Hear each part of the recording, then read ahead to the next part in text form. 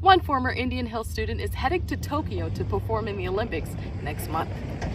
It all happened Sunday night at the Olympic trials in Oregon, sprinting to his personal best time of 19.78 seconds in the 200-meter dash, currently making Kenny Bednarek the second fastest 200-meter runner in the world. You just made a grocery run for the family to last you 2 weeks, but a power outage hits out of nowhere. You have all this food and have no idea how to save it. Here's what you should know. If you're interested in riding a Bird scooter, all you have to do is download the Bird app, create an account, enter in your credit or debit card information or PayPal if you have it, and it's only $1 to start.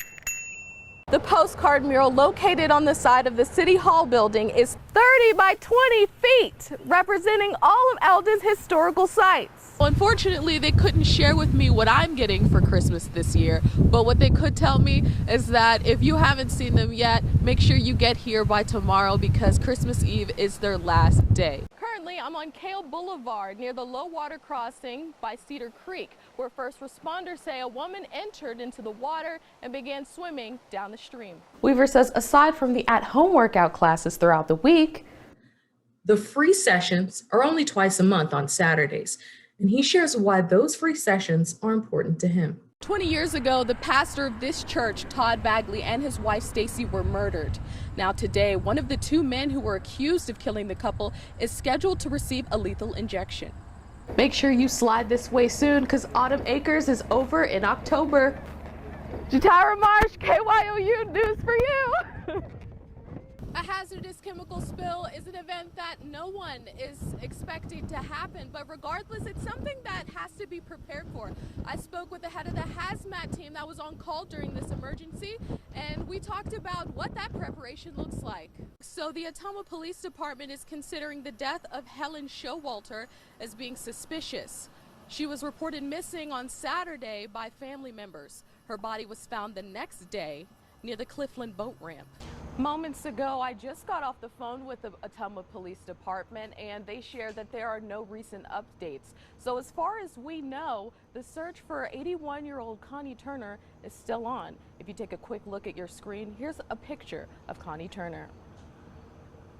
An Ottumwa woman says she was refused service after entering in the Mad Ave Quick Shop with her service dog. And I just wanted a little travel bottle of ibuprofen. I walked in the store and Kayla, I can't think of her last name, just started yelling at me, no pets.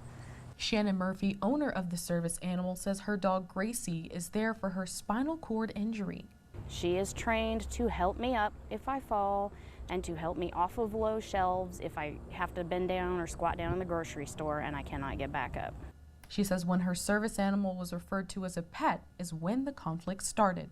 And I said, she's not a pet, she's a service dog. And she said, well, it doesn't have a vest on. And it didn't. She didn't. It was 100 degrees. And I said, she's not required to. According to the Americans with Disabilities Act.gov, service animals are not required to have proof of certification, training, or a license as a condition for entry.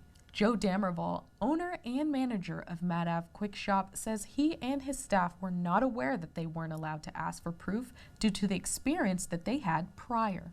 In my previous experience with a service dog, which was only one time, the lady walked through the door and said she had a service dog and she just moved into town or moved up the street. She wanted to shop here and she wanted to know if she could bring a service dog in here, and she had the proper paperwork and everything and let me look over it. He says that he and his employee are sorry for the way things happened and now have a new approach to the situation. I've told all my employees the only two questions they can ask is that a service dog? And if the person says it is a service dog, and then we can ask them what services does it provide for you? Which, according to the ADA website, is allowed. Murphy says she just wants to educate everyone on service animals and individuals that require them for their disabilities. Damerval says moving forward, he would like to partner up with Murphy to further receive that education and share it with others. Jatira Marsh, KYOU, News for You. The Pride Night event, hosted by the Chicago White Sox, is an event intended to give the LGBTQI+ community visibility, allowing every member to feel welcome in those spaces. Performing at the most recent event in late September was an Ottumwa native by the name Sawyer Smith, who goes by the pronouns they, them, and theirs. Smith performed the national anthem on live television September 28th. Family, friends, and locals shared the video on Facebook of what they believed to be a proud moment. However, others shared that Smith's video isn't something to be proud of. Regardless of the negative feedback received from those back home, Smith says Ottumwa hasn't left a bad taste in their mouth. I'm very proud to come from Ottumwa, and the people of Ottumwa are good people. And just like everywhere else, there are always a few bad apples in the bunch who can't seem to get with the program. Identifying as queer, they said growing up in Ottumwa, there wasn't any organizations in the community for LGBTQ+ members to freely express themselves. Because of this, Smith believes that this is what led them and other queer individuals to the arts. Doing theater in Ottumwa, actually, when I was very little, it started with doing middle school plays and the OCCP, Ottumwa Community Children's Plays. And then I did plays and musicals in high school. From there, Smith attended the Chicago College of Performing Arts in 2006 at Roosevelt University, studying musical theater, and graduated in 2011.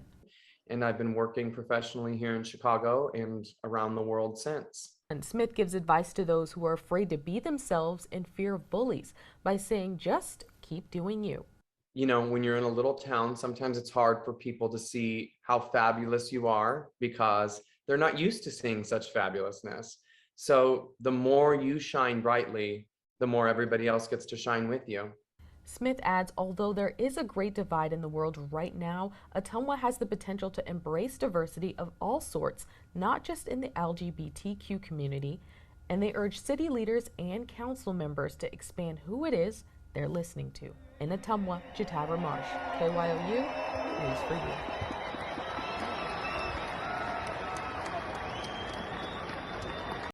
Iowa's first Black Democratic chairman, Ross Wilburn, says police are still trying to identify the individuals responsible for racist threats he's received following an opinion piece he provided to a news publication. On October 8th, Chair Wilburn released an article to the Des Moines Register titled, "Iowa Republicans Put Loyalty to Trump Over Helping Iowans." In the article, he talks about former President Donald Trump returning to Iowa for a rally. He goes on to criticize Republicans, claiming Republicans are not focused on things they should be, by saying, "You'd think Iowa Republicans would recognize his toxicity and run away from it. Instead, they've made it clear that they would rather prioritize loyalty to the former president over defeating the COVID-19 pandemic, over creating more good-paying jobs, over investing in infrastructure, and over protecting our democracy." Since then, he has received threats through both email and voicemail to his legislative office. In a recent press conference over Zoom, Wilburn has addressed the situation, saying that he has received an outpour of support from people across the country for stepping forward. But on the other hand, he says there are individuals that are questioning his claims. Some friends of mine have had people commenting about me, about whether or not I make it up, am I lying, what kind of threat was it? And I go back to the bottom line is, it doesn't matter what kind of threat it was racially motivated because of the N-word and other stereotypes, expletive items, as well as the reference to a lynching reference, and it's just it's something that can't go on any longer. James A. Piazza, liberal arts professor of political science at the University of Pennsylvania, has done his research on increased violence towards politicians. And he says in order for things like this to be prevented, it all starts with the tone of the leader. Politicians that adopt a more conciliatory tone, that try to get their supporters, not necessarily to agree with the other party, but to see the other party as human and to see the other party as, loving America just as much as they do, then there really is an opportunity for politicians to tone down the rhetoric and therefore make violence and disorder less likely.